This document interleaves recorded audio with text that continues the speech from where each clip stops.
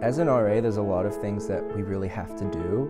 When I lived with an RA my sophomore year, I really did get more insight into the RA lifestyle, which really helped me kind of push myself to want to be an RA. My name is Addison Leigh, and I'm an RA for Irma. Addison does a really good job as an RA. He's very supportive of his residents and the things that they like to do, and he's also very good at following protocols, so like emergency situations, he knows how to handle it really well, and he's just a very fun person to be around, and I think his residents really appreciate that. I really enjoyed having Addison as an RA because he was always available when I needed him. Living with an RA my sophomore year really showed me the lifestyle that he lived in, what kind of experience it was, and I started seeing myself kind of doing the things that he did, so it started seeming more realistic for me. But let's face it, like the single room is a huge bonus, and like the free housing is really nice. Some people tend to forget that I'm a student too. I major in physical therapy and double minor in psychology and business. That can be a lot of work at times. I need to make sure that I'm always studying and always on top of my work. Because studying gets stressful sometimes, I always make sure to treat myself to Wendy's. What can I get you? Hi, can I get a number 6 meal, plain with just mayonnaise on it? And I always make sure to go to the gym to kind of clear my head and just relax and kind of get all the stress out.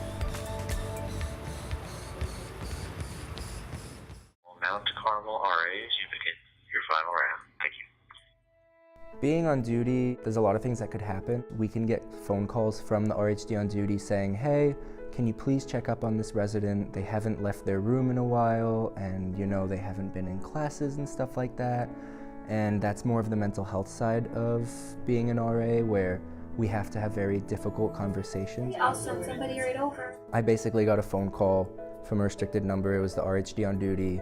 And they're like, you need to go to this room and just check up on this resident and see how they're doing. Res life.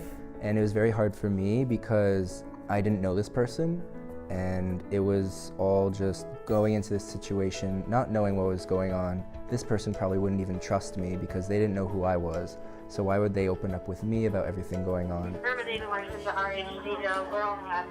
There's a lot that goes into being an RA. It can be a lot of work, it can be very stressful, it can be very challenging, but it really is worth it.